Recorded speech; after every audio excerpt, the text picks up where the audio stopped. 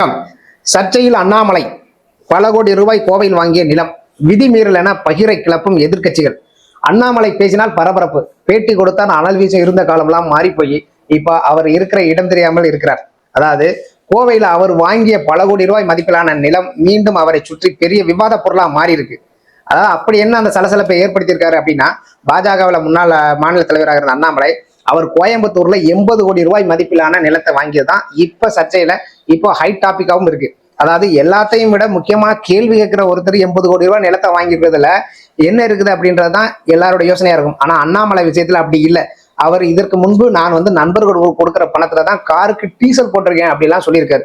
Rafale watch சர்ச்சையிலையும் அப்ப என்ன சொன்னாரு அப்படின்னா, போலீஸ் வேலை வாங்கி தர்ற சம்பாரிச்ச பணத்தை வச்சுதான் நான் அதை வாங்கினேன் அப்படின்னாரு. இப்போ திடீரென பல கோடி ரூபாய் மதிப்பிலான அந்த லேண்ட், அதாவது இடத்தை வாங்கியிருக்காரு அப்படின்றதான் பெரிய கேள்வியா எழுந்திருக்கு. சமூக வலைதளங்கள்ல அவருக்கு எதிராக விமர்சனங்களும் வலுத்திருக்கு. அதாவது கூடவே எதிர்கட்சிகளும் ஊழலை ஒழிப்புன்னு சொன்னவரே ஊழல் பண்றாரா அப்படின்னு நேரடியா தாக்குதல் ஆரம்பிச்சிருக்காங்க. இதெல்லாம் பார்த்துட்டு அண்ணாமலை சும்மா இருக்காரா அப்படின்ற ஒரு கேள்வியும் இருக்கும். ஆனா அதனால அவருக்கு அந்த சர்ச்சைகளுக்கு எல்லாமே ஒரு முற்றுப்புள்ளி வைக்க வேண்டும் அப்படின்னு சொல்லி அவர் ஒரு அறிக்கை வெளியிட்டு இருக்காரு. அந்த அறிக்கையில சாதாரண மாதிரி அறிக்கை மாதிரி இல்லை. அரசியல்வாதி தன் சொத்துக்கள் குறித்து இப்படியெல்லாம் விளக்கம் கொடுக்க முடியுமா அப்படின்ற அளவுக்கு ஒரு அதிசயமா தான் இருந்தது.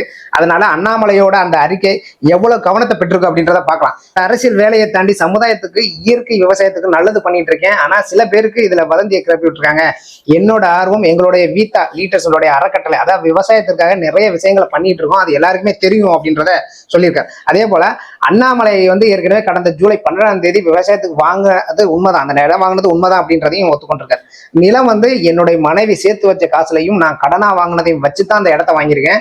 இது கடந்த 2 மாசமா இதுக்காக நான் அந்த கடன் அடைப்பதற்கு வட்டியோட சேர்த்து நான் கடன் கட்டிட்டு இருக்கேன் அப்படின்ற சொல்லியிருக்காரு. தமிழக அரசனுடைய முத்திரைத்தாள் பத்திரப்பதிவுல 40,59,000 அந்த பணம் கட்டியிருக்காரு. மத்திய அரசோட ஒரு திட்டத்துல பால் பண்ண ஆரம்பிச்சிருக்கிறதுக்கு கடன் வாங்கி ஆரம்பிச்சிருக்கேன். இது இது இது இது நாள் வரைக்கும் நாங்க முதல் அசையா சொத்து அப்படின்றது இதுதான் அப்படின்றதையும் சொல்லியிருக்காரு. இந்த விவகாரத்தை கையில் எடுக்கிற திமுக வலைதளங்களை கடுமையா அண்ணாமலையை விமர்சனம் செய்துட்டு வராங்க.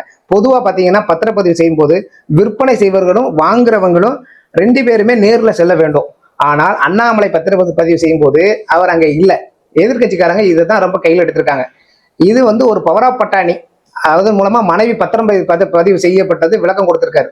சட்டப்படி செல்லுமானால் ஒரு பொது வாழ்க்கையில இருக்கிற தலைவர் இப்படி ஒரு செயலை செய்தது எதிர்கட்சிகளுக்கு ஒரு வாய்ப்பை ஏற்படுத்தி கொடுத்திருக்கு. அதாவது பேசக்கூடிய வாய்ப்பை எதிர்கட்சிகளுக்கு ஏற்படுத்தி கொடுத்திருக்கு. அண்ணாமலை இந்த விஷயத்த ரொம்ப அழுத்தமாகவும் ஒரு விஷயத்த சொல்லியிருக்காரு. அதுல என்ன சொல்லியிருக்காரு அப்படின்னு கேட்டா, நான் இயற்கை விவசாயம் பண்றதுக்காக தான் இந்த நிலத்தை வாங்கியிருக்கேன். பால் பண்ண ஆரம்பிச்சு மத்திய அரசோட PMEGP அப்படின்ற ஒரு திட்டத்துல கடன் கேட்டு விண்ணப்பிச்சிருக்கேன் அப்படின்றதையும் சொல்லியிருக்காரு. ஒரு பக்கம் விவசாயம் பண்றது நல்ல விஷயம், ஆனால் அவர் சொன்ன இந்த விஷயங்கள்ல அரசியல்வாதிகள் மத்தியில இன்னும் பல சந்தேகங்களை உருவாக்கியிருக்கு. ஒரு அரசியல்வாதிக்கு பால் பண்ணை ஆரம்பிக்க வேண்டிய அவசியம் என்ன?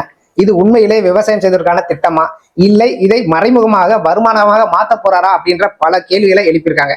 இதையெல்லாம் தவிர அண்ணாமலை வெளியிட்டுள்ள அறிக்கையில ஒரு வார்த்தையை குறிப்பிட்டிருக்காரு. அதாவது ஆர்வ கோளாறுகளுக்கு வருத்தம் ஏற்பட்டால் அவர்களை கடவுள் பார்த்துக்கிட்டோம் அப்படின்னு சொல்லியிருக்காரு. இது திமுகவினரை குறிக்கலாம் என்று பேசப்பட்டிருக்கு. இந்த விவகாரம் அரசியல் மோதலாக மாறி விவாதங்களை தீவிரமாக்கியிருக்கு. மொத்தத்துல இந்த விவகாரம் அண்ணாமலை மாஸ்டர் கிரீன் இமேஜுக்கு ஒரு சவால் தான். அவர் வெளிப்படையாக பேசினாலும் அவர் கொடுத்த தகவல் அரசியல் ரீதியாக பயன்படுத்துவது தவிர்க்க முடியாது. ஆனால் இனி வரும் நாட்களில் இந்த விவகாரம் எப்படி நகரும், எதிர்கட்சிகள் இதை எப்படி பயன்படுத்தி மேலும் என்ன குற்றச்சாட்டுகளை வைப்பார்கள், அண்ணாமலை இதை எப்படி எதிர்கொள்வார் என்பதை பொறுத்துத்தான் இந்த சர்ச்சை முடிவுக்கு தெரிய வரும். ஆனால் ஒன்று மட்டும் உண்மை, அரசியல் களத்தில் நேர்மையாக இருப்பது என்பது ஒரு கலைஞன் வயிற்று மீது நடப்பது போல்தான். சின்ன சறுக்கள் கூட பெரிய வீழ்ச்சியை ஏற்படுத்தலாம். அண்ணாமலை இந்த வீழ்ச்சியை தவிர்த்து மீண்டும் எழுவாரா என்பதை பொறுத்திருந்து பார்க்க வேண்டும். மீண்டும் ஒரு நல்ல பதிவில் சந்திப்போம். நன்றி.